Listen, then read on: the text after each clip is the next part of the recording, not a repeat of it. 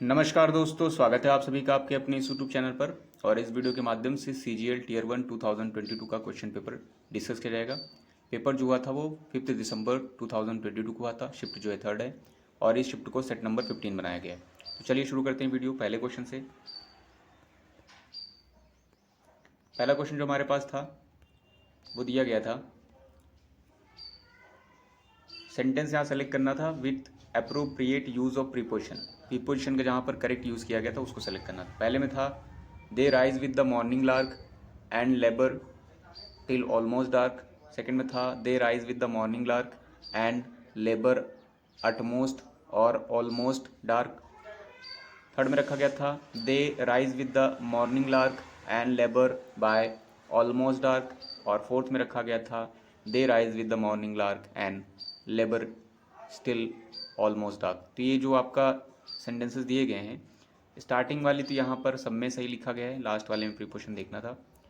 ये आपका जो लिखा गया है rise with the morning lark का मतलब क्या होता है, to get up early sense में होता है, ठीक है। और जो करेक्ट जो सेकंड वाले पार्ट में जो आपका प्रीपोजिशन लिखा गया है वो आपका फर्स्ट वाले में है, टिल ऑलमोस्ट डार्क। ये आपका नहीं होगा, ये भी नहीं था, ये भी नहीं था, फर्स्ट वन सही था।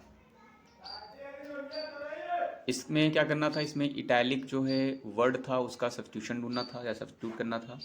He was sacked from his job because of a grave error on his part. ये दिया गया था ग्रेव एरर। तो ग्रेव एरर का मतलब क्या होगा, गंभीर गलती होगी। गंभीर मतलब आप सीरियस कह सकते हैं, काफ़ी बड़ी मेजर गलती कर दी, इसके लिए आप ब्लंडर वर्ड यूज़ करते हैं। इसके लिए पहला था सब्स्टिट्यूशन के लिए रेनिंग कैट्स एंड डॉग, दूसरा था minding one's p's and q's, तीसरे में था picking holes in someone's coat, चौथा था आपका हिमालयन ब्लंडर। तो ये वाला कोट आपका ये वाला है, ठीक है। तो ये दिया गया था। तो इसमें देखिए जो आपका रेनिंग कैट्स एंड डॉग्स है, इसका मतलब क्या होता है, टू रेन हेविली होता है, ठीक है। ये आपको डॉग वाले जो आपको इडियम कराए गए थे उसमें बहुत सारे थे, 10 या 10 से प्लस थे वो करवाए गए थे, उसमें था। माइंडिंग वंस पीस और क्यूज का मतलब क्या होता है, टू माइंड वंस जो है लैंग्वेज हो जाएगा या टू माइंड वंस बिहेवियर हो जाएगा, उस सेंस में होगा आपका। Picking holes in one's coat है ये, इसका मतलब होता है to find fault in others, ठीक है। या इन समवन कह सकते हैं, किसी में दोष ढूंढना उसे कहेंगे picking holes in someone's coat. एक अगर जो आपका ऐसे ही होता है पिक होल्स, तो आपका क्या मतलब होता है वहाँ पर, पिक होल्स का मतलब होता है टू क्रिटिसाइज समवन या टू क्रिटिसाइज हो जाएगा। हिमालयन ब्लंडर आपका क्या हो जाएगा, सीरियस एरर होगी, सीरियस मिस्टेक होगी, तो आपका ये वाला लास्ट वन सही हो जाएगा। इसमें यहाँ पर अंडरलाइन सब्स्टिट्यूशन ढूंढना था, कैलोकेटिंग वर्ड ढूंढना था सब्स्टिट्यूट करने के लिए। The banker want mean not to be careless from my ATM बोला गया, तो केयरलेस फ्रॉम होगा या कुछ और होता है। देखिए केयरलेस बिसाइड है, केयरलेस विथ है, केयरलेस अक्रॉस है, केयरलेस ऑन है। तो यहाँ पर जो करेक्ट है आपका वो क्या हो जाएगा, careless with my ATM card. बाकी सब रॉन्ग थे यहाँ पर। इसमें एंटोनी बताना था अंडरलाइन वर्ड के लिए, वैलर था जिसका मतलब बहादुरी होती है, या आप कह सकते हैं गैलेंट कह सकते हैं, आप ये कह सकते हैं जो फियरलेस ना हो, ठीक है, उसे कहेंगे, सॉरी जो फियरलेस हो। इसके लिए आप बोल्डनेस वगैरह यूज़ कर सकते हैं। और इनडाउंटेड वर्ड होता है जिसका मतलब फियरलेस होता है, इंटरप्रेट वगैरह होता है, तो ये बहादुर सेंस में आपका होता है, ठीक है, करेजियस सेंस में। पहला था इसके लिए फॉरबियरेंस, दूसरा था एरुडिशन, तीसरा है कवर्डाइज, चौथा है आपका इडियोसिंक्रेसी। फॉरबियरेंस आपका टॉलरेंस होता है, सहिष्णुता होती है, आपका ये नहीं होगा। एरुडिशन आपका जो है स्कॉलर से वर्ड बनेगा, इसका मतलब बहुत ज़्यादा पंडिताऊ, जिसको बहुत ज़्यादा ज्ञान वगैरह हो गया, तो उस सेंस में आपका एरुडिशन यूज़ किया जाता है। और ये कवर्ड आइज का मतलब आपका ये नाउन था जिसका मतलब आपका टिमिडिटी होती है, यानी कायरता होती है, ठीक है। और इडियोसिंक्रेसी का मतलब आपका जो है नेचुरल टेंडेंसी होती है किसी चीज़ की, किसी पर्सन के अंदर। तो यहाँ पर जो वैलर था वो आपका किससे मैच करेगा एंटोनिम के तौर पर, ये आपका थर्ड वन से मैच कर जाएगा। इसमें हमें इडियम सब्स्टिट्यूट करना था इटैलिसाइज्ड वर्ड के लिए। I have been a vegetarian for a long time, for a very long time के लिए बताना था कौन सा इडियम आएगा। डंकीज ईयर था, डक इन द थंडरस्टॉर्म था, डाई इन हार्नेस, डमकल सॉर्ट। तो वेरी लॉन्ग का सेंस है और ये काफ़ी रिपीटेड भी है इडियम, ये है डंकीज ईयर, ये आपका करेक्ट था। डक इन द थंडरस्टॉर्म जो आपका था ये आपका ऐसे होना चाहिए था, like a duck in the thunderstorm, इसका मतलब होता है हैविंग एक्सप्रेशन, या फिर कह सकते हैं having a dejected and hopeless expression, मायूस और उदास सा चेहरा बना हुआ, तो उसे कहेंगे duck in the, like a duck in the thunderstorm.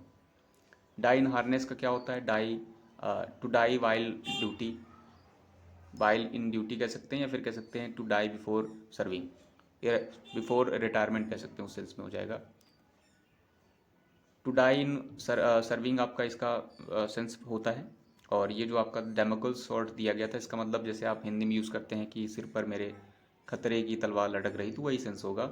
मतलब हो जाएगा आपका इम्पेंडिंग डिसास्टर, ठीक है, बहुत ज़्यादा लाइकली टू हैपन होने वाला हो, तो वो आपका इसका मतलब होता है। इसमें वन वर्ड बताना था, a very expensive and elaborately build Tom, बहुत ज़्यादा एलाबोरेटली बिल्ड किया गया हो, एक्सपेंसिव हो, तो उसे क्या कहेंगे। मज़ोलियम था, सिमेट्री था, मॉस्क्यू था, मास्टरपीस था। तो देखिए टॉम तो आपका मॉस्क्यू होगा नहीं, तो ये आपका चला जाएगा यहाँ से। मॉज़ोलियम आपका करेक्ट था, इसका मतलब आपका एलोबोरेट और एक्सपेंसिव बिल्डिंग होती है, जिसमें आपके टॉम भी शामिल होते हैं, इसके अंदर आपके टॉम वगैरह रहते हैं, या ब्यूरियल्स आप कह सकते हैं इसके अंदर रहते हैं। सिमेट्री आपका कब्रिस्तान होता है, जिसके लिए आप ग्रेवयार्ड यूज़ कर सकते हैं, नेक्रोपोलिस यूज़ कर सकते हैं। मॉस्क्यू आपको पता है मस्जिद होती है, और मास्टरपीस आपका कोई एक्सेलेंट वर्क हो तो उसे कहेंगे मास्टरपीस। इसमें हमें सब्स्टिट्यूशन ढूंढना था अंडरलाइन सेगमेंट्स के लिए। Every nook and corner of the house were unclean, देखिए यहाँ पर गलत है। एवरी जिधर चिपकता है वहाँ पर क्या होता है, सिंगुलर बन जाता है, मतलब ये जो आपके लिखे गए हैं ये आपका पूरा सिंगुलर ट्रीट किया जाएगा। तो यहाँ पर आपकी जो वर्ब थी वो आपकी क्या होनी चाहिए थी, सिंगुलर होनी चाहिए थी, तो ये आपका गलत था। पहले में था प्रीपोजिशन भी आपका ऑफ तो सही था, बट यहाँ पर गलत था। तो प्रीपोजिशन देखिए यहाँ पर of a house was unclean था, इसमें by the house were unclean था, इसमें to the house were unclean था, इसमें of the house was unclean था। तो क्या हो जाएगा, every nook and corner of a house was unclean था। यहाँ पर देखिए आर्टिकल अ लगाया है, और लास्ट वाले में देखेंगे तो आपका ये दोनों जो है क्या है, ये गलत है क्योंकि प्लूरल है इसमें। लास्ट वाले में देखेंगे तो इसमें लिखा गया था every nook and corner of the house was unclean, तो आपका जो बेस्ट होगा वो आपका लास्ट वन हो जाएगा, ये आपका इंडेफिनिट आर्टिकल नहीं होगा। इसमें हमें क्या करना था, इसमें हमें बताना था डायरेक्ट फॉर्म बतानी थी, ये आपका इनडायरेक्ट लिखा हुआ है। तो अगर इनडायरेक्ट लिखा गया तो टेंस से एलिमिनेट करते हैं, जैसे ही वॉज से पता चल रहा है यहाँ पर इज एमर वगैरह रहा होगा, इज रहा होगा या एम रहा होगा या फिर आर ऐसे कुछ रहा होगा। तो किस में लिखा गया, इसमें है, ये हो सकता है, इसमें है हो सकता है, इसमें है हो सकता है, ये आपका नहीं होगा। दूसरी चीज़, अगर ये आपका सैड कन्वर्ट किया गया तो जाहिर सी बात है ये आपका पास्ट में रहा होगा, पास्ट कहने का मतलब है आपका सैड वगैरह रहा होगा या सैड टू रहा होगा। अब सैड टू तो रहा नहीं होगा, सैड टू हो तो यहाँ पर ऑब्जेक्ट चिपका होता जो कि नहीं है। अगर जो ऑब्जेक्ट नहीं है इसका मतलब केवल और केवल सैड लिखा था, ठीक है। तो सैड कहाँ पर है, अभी तक हमने इसको एलिमिनेट कर दिया था, ये वाला हट गया था।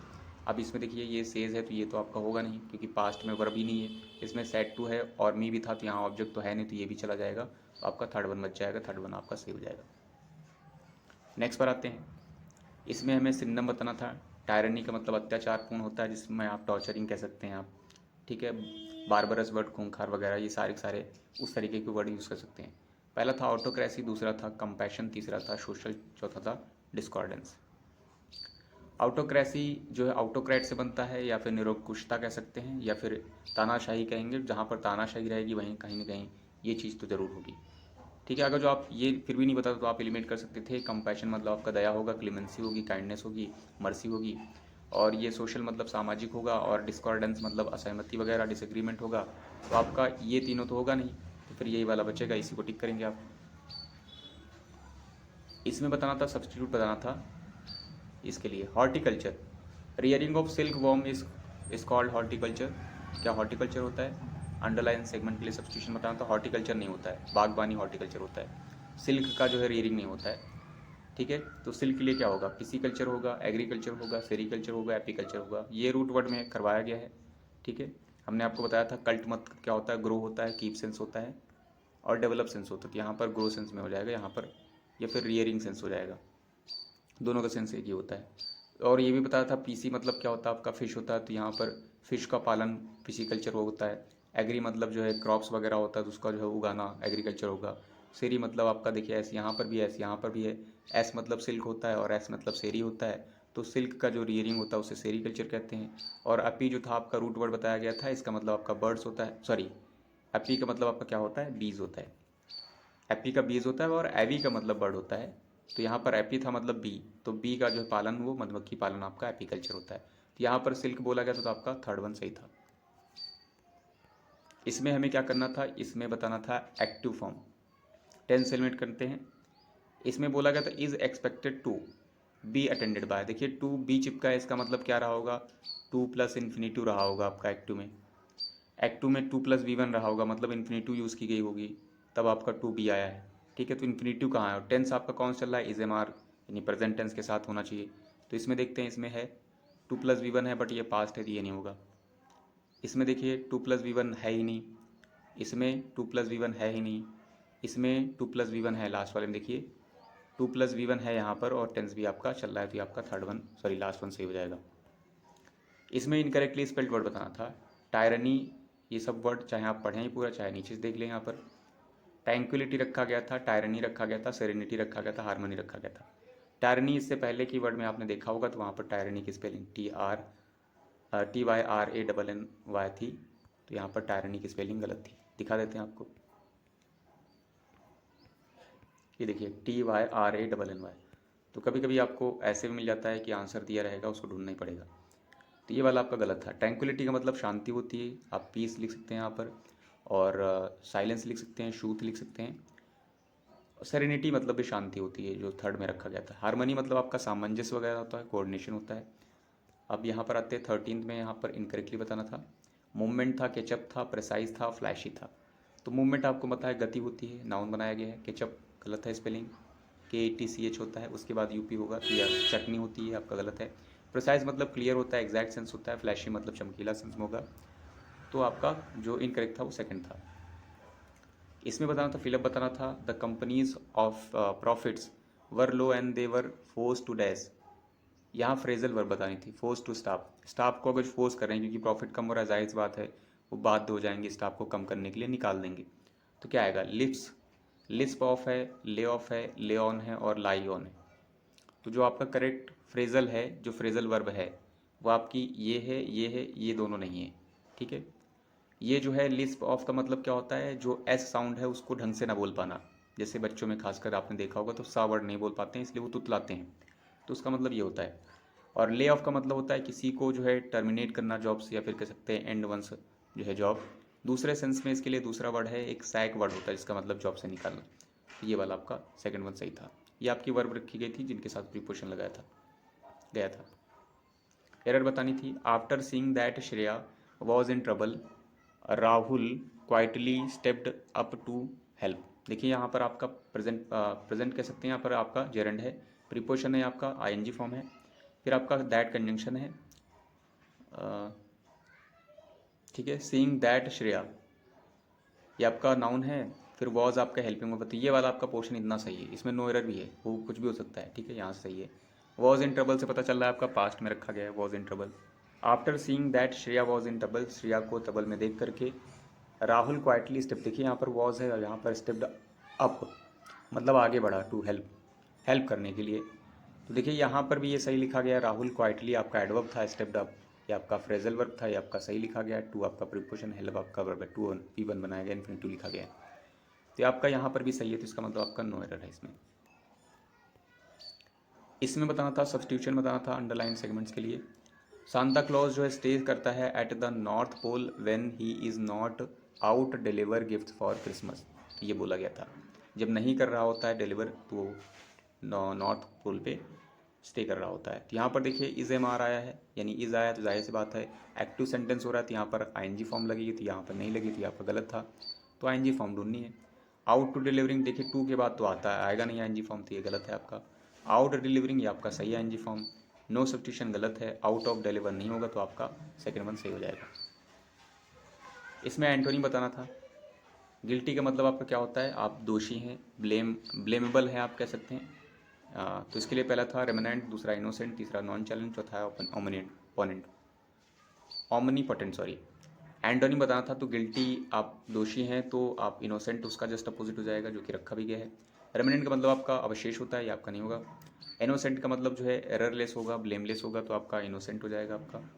ठीक है, तो ये आपका अपोजिट में सही है। नॉन चैलेंट का मतलब आपका बेपरवाह होता है, केयरलेस कह सकते हैं। ओमनीपोटेंट में देखिए ओमनी वर्ड आपका रूट वर्ड है, जो कि आपको करवाया गया, और POT का मतलब क्या होता है, पावर होती है। तो ओमनीपोटेंट मतलब हैविंग ऑल पावर, तो उसे कहेंगे सर्वशक्तिमान, ओमनीपोटेंट। ऐसे होता है ओमनी प्रेजेंट, जो हर जगह व्याप्त हो, ओमनी प्रेजेंट हो जाएगा। ओमनीसियंट जो हर चीज़ जानता है, तो ओमनीसियंट हो जाएगा। ठीक है, और ऑमनीवोर जो हर चीज़ खाता है इंक्लूडिंग फ्लेश और वेजिटेबल्स वगैरह, तो आपका प्लांट्स वगैरह ओमनीवोरस हो जाएगा।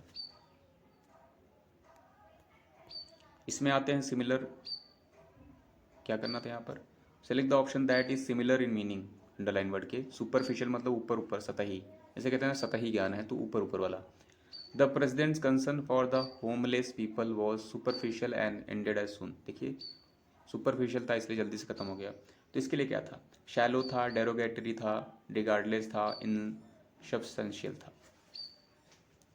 शैलो का मतलब शिथिला होता है, ये मतलब जैसे गहरा ना हो, ऊपर ऊपर हो, हल्का हो, ज़्यादा गहरा ना हो, तो वो आपका रहेगा। तो ये इससे मैच कर रहा है, तो आपका सिनोनिम ये हो जाएगा। डेरोगेटरी मतलब ह्यूमिलिएटिंग हो जाएगा आपका, और रिगार्डलेस मतलब जिसमें आप जो है परवाह नहीं कर रहे हैं किसी चीज़ की। सब्सटेंशियल का मतलब नॉट वेरी स्ट्रॉन्ग होगा, उस सेंस में होगा, और नॉट स्ट्रॉन्ग और लार्ज सेंस में होता है। वन वर्ड बताना था, a place where coins and medal जो मिंट किए जाते हैं, बनाए जाते हैं, उसे क्या कहेंगे। ऑफिस में बनते हैं, मिंट में बनते हैं, माइन में बनते हैं, बार में बनते हैं। ऑफिस में तो बनेंगे नहीं, गलत है, मिंट में बनते हैं, यानी टकशाल जिसे कहते थे, ये सही था। माइन मतलब आपको पता है खदान होती हैं, खाने होती हैं। बार मतलब आपका खलियान होता है। इसमें पैसिव बताना था, टेंस से लिमिट करने की कोशिश करते हैं। लाइक से पता चल रहा है प्रेजेंट टेंस है, प्रेजेंट में कौन सा है, तो प्रेजेंट इंडिफिनिट है। प्रेजेंट इंडिफिनिट का अगर जो आप पैसिव बनाएंगे तो वहाँ पर आपको इज एम मिलेगा और आर मिलेगा, ठीक है, उसके साथ थर्ड फॉर्म मिलेगी। तो ये चीज़ ढूंढनी है कहाँ पर है। इसमें है नहीं है, इस वाले में थर्ड नहीं है, इस वाले में नहीं है, इस वाले में है, तो ये सही हो जाएगा। लास्ट आपका इसमें सही हो जाएगा। आते हैं पैसेज पर। पैसेज बोला गया था, the monastery in Tawang has recently undergone dash and bright paintings dash it walls dances and ceremonial celebrations are held in the dash, the most important of which is held on the night of Buddha Purnima, the full moon on which the Buddha was born dash enlightenment and died. To reach Tawang you drive for 12 hours from Assam's Tezpur town, a major Indian forces base. The best seasons the visitor can choose for coming to Tawang is September to November। ये था, आपको passage पता चल गया होता। Fill up पर आते हैं, तो बोला गया था मोनेस्ट्री जो था हैज़ रिसेंटली अंडरगॉन की गई है एंड ब्राइट पेंटिंग से डैश की गई है। आगे बोला था सेलिब्रेशन टाइप का कुछ हो रहा है, इसका मतलब क्या किया गया होगा, आप समझ गए होंगे क्या किया गया होगा। Undergone dash and bright painting क्या आएगा, undergone innovation, depreciation, termination, renovation.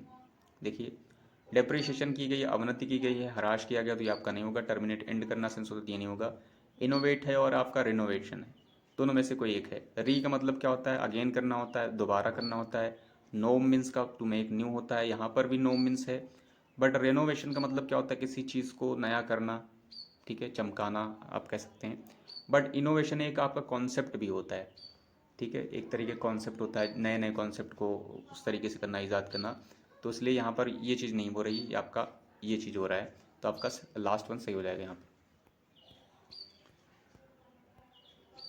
इसमें बोला गया था आपका dances and ceremonial celebrations are held in the dash. तो डांसेस हैं, सेरेमोनियल सेलिब्रेशन है, हेल्ड हो रहे हैं कहाँ पर, सॉरी ये नहीं है, सेकंड वन है।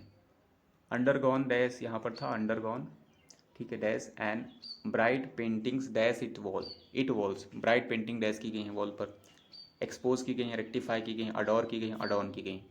तो क्या आएगा, एक्सपोज मतलब जो है रास्ते डिस्क्लोज करना तो नहीं होगा, रेक्टिफाई सुधारना नहीं होगा। एडोर मतलब क्या होता है, किसी पर्सन या किसी चीज़ को बहुत ही श्रद्धा और आदर की नज़र से देखना। वहीं एडोर्न का मतलब होता है किसी पर्सन या किसी चीज़ को अट्रैक्टिव बनाना। तो यहाँ पर क्या होगा आपका, यहाँ पर जो आपका करेक्ट होगा ये नहीं होगा, आपका लास्ट वन होगा। इस पे आते हैं थर्ड में बोला गया था dances and ceremonial celebrations are held in the dash. कहाँ पर हो रहे हैं डांसेस, कोर्ट यार्ड में हो रहे हैं, चर्च यार्ड में हो रहे हैं, शिप यार्ड में हो रहे हैं, जंक यार्ड में हो रहे हैं। यार्ड मतलब आपका अहाता होता है, या फिर कह सकते हैं एक तरीके से आंगन टाइप का रहता है, तो या फिर ओपन स्पेस आप कह सकते हैं सेंस में। कोर्ट यार्ड मतलब आपका आंगन सेंस होगा, तो यहाँ पर हो सकता है जो तवांग जो मोनेस्ट्री है वहाँ पर आगे स्पेस फ्रंट में हो, तो वहीं पर हो रहे हूँ। चर्च यार्ड मतलब चर्च की बात कर रहे हैं, तो चर्च की तो बात इसमें की गई नहीं, यहाँ मोनेस्ट्री की बात की गई, तो ये आपका नहीं होगा। शिप यार्ड मतलब जो है शिप जहाँ रिपेयर वगैरह होते हैं, तो वो आपका यहाँ पर शिप की बात नहीं। जंक मतलब आपको कबाड़ होता है, तो ये भी नहीं होगा। तो कोर्ट यार्ड आपका सही था यहाँ पर। 24 में बताना था यहाँ पर डैश, फिर बोला गया था यहाँ से night Buddha Purnima, the full moon on which the Buddha was born हुए थे बुद्धा जी, और इनलाइटमेंट मिला था और डाइट भी हो गए। तो देखिए खास बात है बुद्ध पूर्णिमा में जो खास बात यह है कि उसी दिन बुद्ध जी का जन्म हुआ था, उसी दिन उनको जो है यानी बुद्ध पूर्णिमा वाले दिन ईयर में चाहे कभी भी आया हो, इनलाइटमेंट भी प्राप्त हुआ था यानी ज्ञान की प्राप्ति हुई थी, और उसी बुद्ध पूर्णिमा के दिन उनका डेथ हुआ था। तो यहाँ पर क्या हो जाएगा, Buddha was born and dash enlightenment. Enlightenment को क्या किया था, अटेन किया था, डिस्प्ले किया था, ट्रांसफ़र किया था, रिसीव किया था। तो जो आपका करेक्ट होगा वो आपका वर्ब जो होगा वो आपका अटेन होगा, अटेन किया था इनलाइटमेंट। डिस्प्ले नहीं होगा, ट्रांसफ़र मतलब हस्तांतरित हो गया था, रिसीव मतलब प्राप्त करना, तो ये भी नहीं होगा, अटेन किया था उन्होंने, अर्जित किया था। लास्ट में आता तो लास्ट में बोला गया था द बेस्ट सीज़न जो है विजिटर्स के लिए can choose for coming to Tawang is that September to November. देखिए टू आया है, टू के साथ आपका क्या आता है, पेयर चलता है।